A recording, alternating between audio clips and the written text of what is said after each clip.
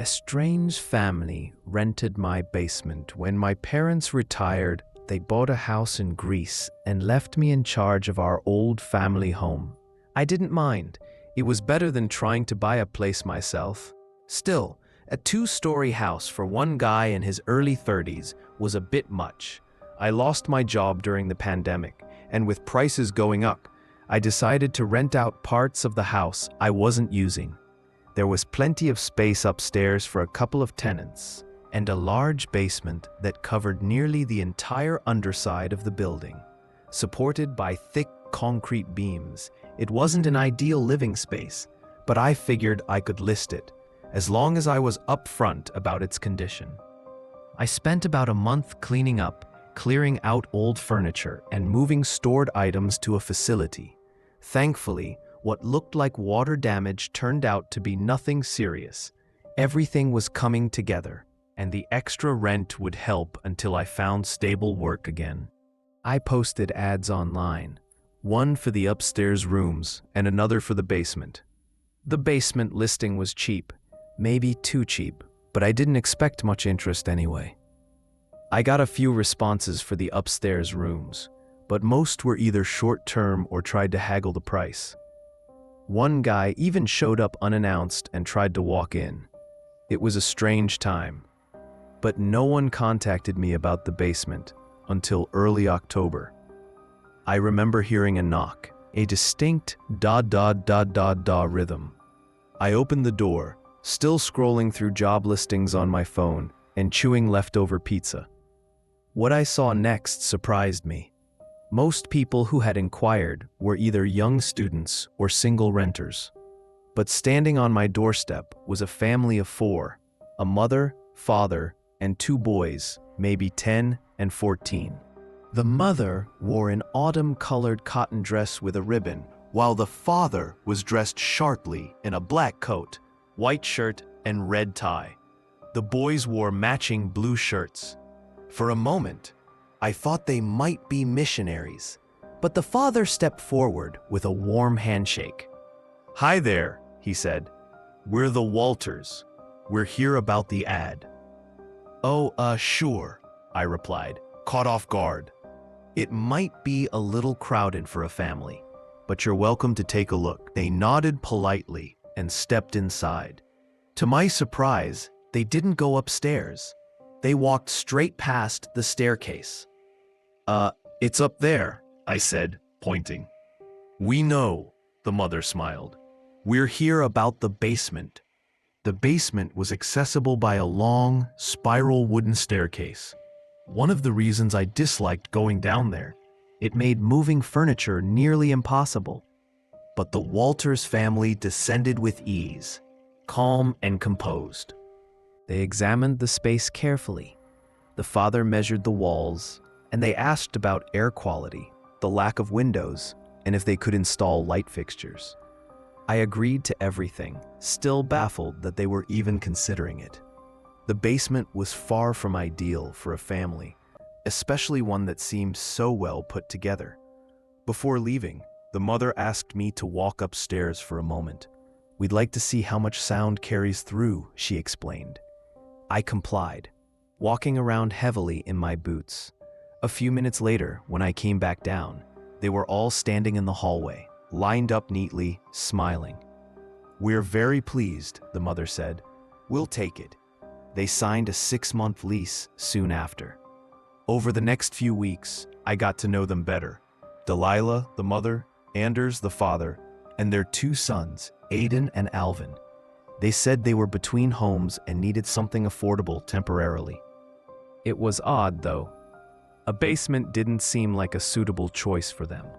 Still, I needed the rent money, and they even offered to pay extra since there were 4 of them.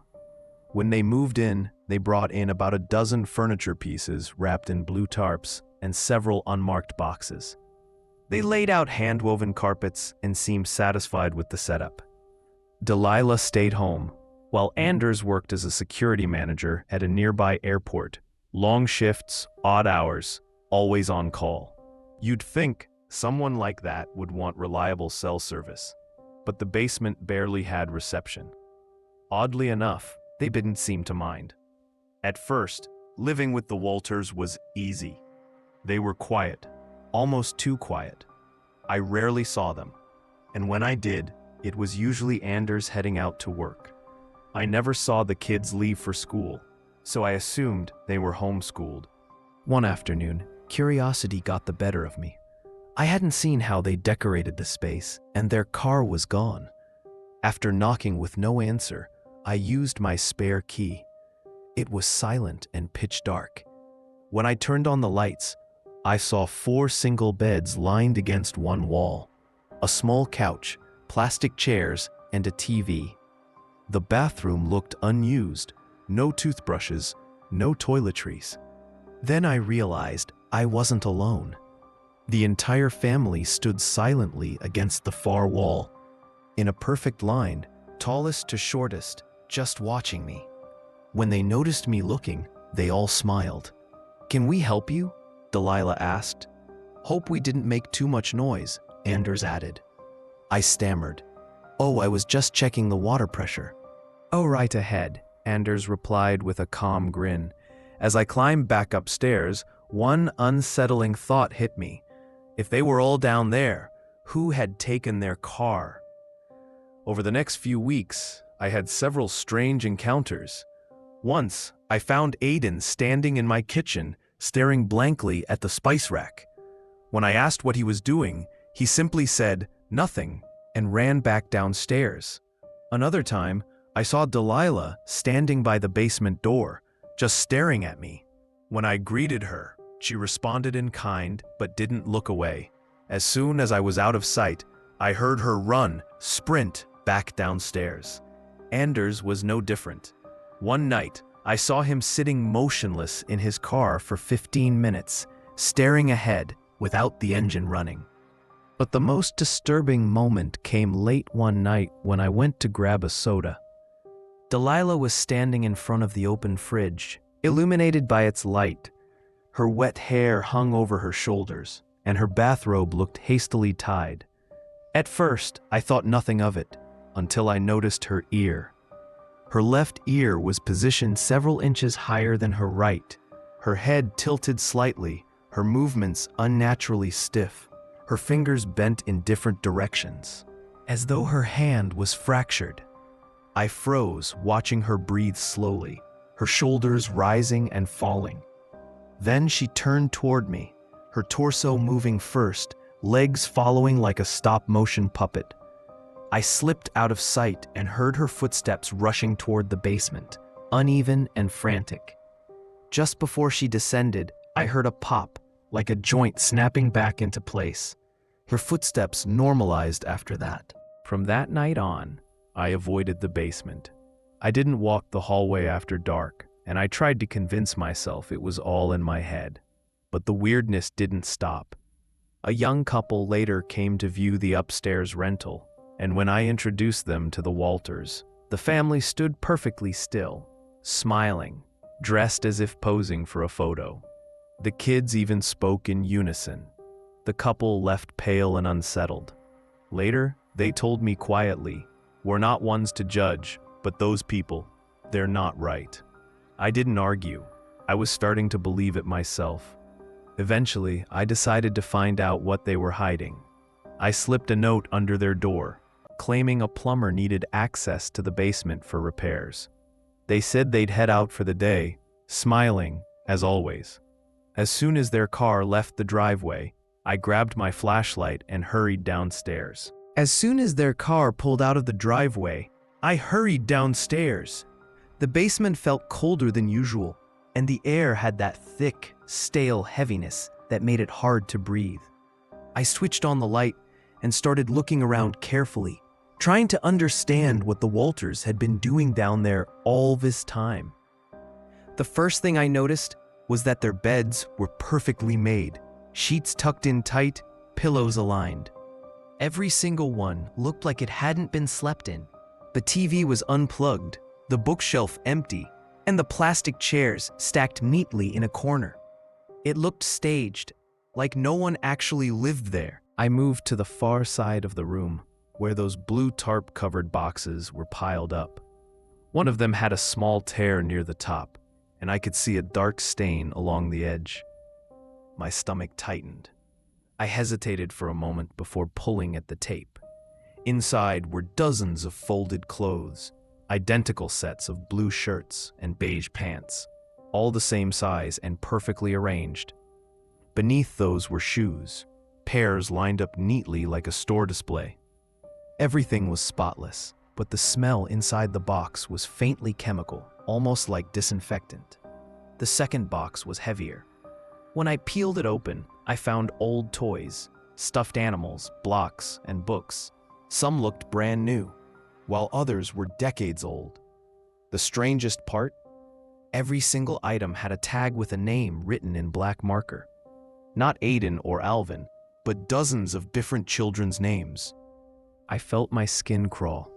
I checked another box, this one full of framed photos. Families, all smiling. Different parents, different kids. None of them were the Walters. My heartbeat kicked up. Something was wrong here, terribly wrong. I turned toward the far wall and noticed one of the carpets had been pulled slightly aside. Beneath it, a small wooden trapdoor had been hidden in the floor. My breath caught in my throat. For a moment, I just stood there, debating whether to lift it or pretend I'd never seen it. But curiosity won out. I knelt down and pried the latch open. A draft of cold, damp air rushed up, carrying a faint metallic smell. There was a ladder leading down into the darkness. I shone my flashlight and saw the outline of concrete walls below. It looked like another room, or maybe a tunnel. That's when I heard it. A faint, rhythmic sound. Breathing. I froze. The breathing was slow, shallow, and definitely not mine. Someone or something was down there. I quickly stepped back, letting the trapdoor fall shut with a thud. The noise stopped instantly. My flashlight flickered. My heart was hammering as I started backing toward the staircase. Then, from behind me, I heard the front door creak open. They were back. I bolted upstairs and slammed the basement door shut, just as I heard Anders' calm voice call out, "Everything all right down there?" I tried to sound casual. "Yeah, just making sure the plumber finished up." There was a long pause. Then Delilah spoke, her tone just a little too cheerful. "That's strange. We didn't see anyone leave." I forced a laugh. "He probably went out the back way." Another silence. Then a faint chuckle from Anders. "Of course. Very efficient, these plumbers." Their footsteps echoed down the stairs. I backed away slowly, not daring to open the door again. For the rest of the evening, I locked myself in my room, pretending nothing had happened. That night, I barely slept. Around 2 a.m., I heard soft tapping coming from beneath the floorboards. Slow, deliberate, like someone knocking from below. Tap, tap, tap. Then silence. The next morning, I went downstairs to make coffee, trying to shake it off. But when I passed the basement door, I noticed something different. A small note had been slipped underneath. It read, "Thank you for respecting our privacy. We appreciate your curiosity, but please, don't open what's not yours." No signature, just that. After that, things started to get worse. I'd find muddy footprints near the basement door, even though it hadn't rained. I'd wake up to faint whispers through the vents, too quiet to make out the words, but clearly voices. One night, I found the trapdoor upstairs slightly ajar, even though I'd never touched it since. By the end of the month, I couldn't take it anymore. I told them their lease was ending early, and that I'd refund the remaining rent.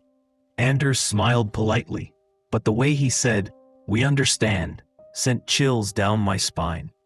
They moved out quietly the next morning.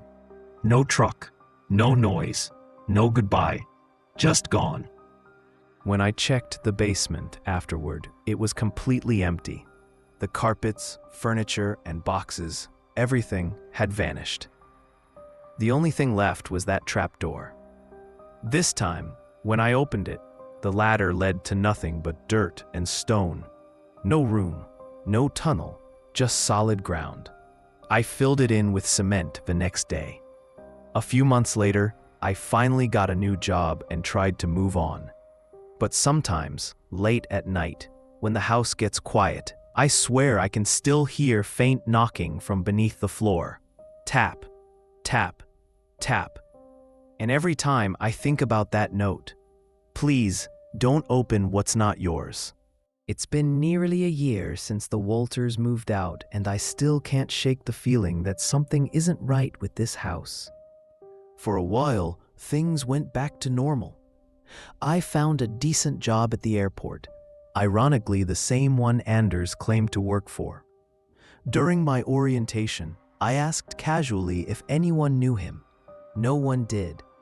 There was no record of an Anders Walter ever working there, not in security, management, or anywhere else. That was my first real confirmation that they hadn't just been strange, they'd been lying from the start. After that, I began noticing small details I'd missed before. The basement light switch started flickering again, even though I'd replaced it twice. I'd wake up to hear pipes rattling, like someone was turning the water on and off below the floor. And sometimes, I'd find damp patches appearing overnight, cold spots that would dry up before morning. Then came the smell. It wasn't constant, but some nights, a faint metallic odor would drift up from the basement. The same one I'd smelled when I first opened that trapdoor. Like rust mixed with old blood. I'd try to ignore it, burning candles or keeping the basement door sealed tight. But it always came back. A few months later, I finally decided to sell the place. Too many memories, too many unanswered questions. Before listing it, I wanted to make sure everything was in good condition, especially the basement. When I went down there for the first time in months, everything looked exactly as I'd left it. The cement patch over the trapdoor was dry and solid, but when I looked closer, I realized there was something etched into it. Tiny marks scratched into the surface. It wasn't random, it was writing. The words were faint but still legible under the flashlight. We were here first. That's when I heard it again. The soft, rhythmic tapping.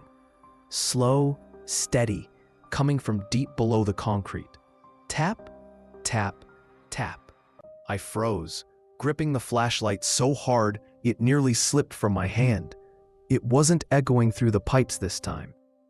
It was coming directly from beneath the floor. I backed away slowly, my heart racing. As I reached the stairs, the tapping stopped, but just before I hit the switch to turn off the light, I heard something new. A voice, quiet, muffled, but clear enough that I caught 3 words. Let us out. The light flickered once, then died completely. I didn't stick around to see what came next. I ran upstairs, locked the door, and slept in my car that night. The next morning, I called a contractor to seal off the basement completely, reinforce the floor, and lock the door shut with metal brackets. When he asked why, I told him I just wanted it soundproofed. He laughed. I didn't. I moved out 2 weeks later. The house sold faster than I expected, to another young guy looking for a good deal. I didn't mention the basement, and he didn't ask. But before I handed over the keys, I left a note taped to the basement door. It said, "Do not open this door, no matter what you hear." I sometimes wonder if he ever ignored it. Because every now and then, when I drive past that old neighborhood, I swear I see lights flickering through the basement windows again. And sometimes, if I park for just a moment and roll down the window, I can hear it faintly. So quiet it could almost be the wind. Tap, tap, tap.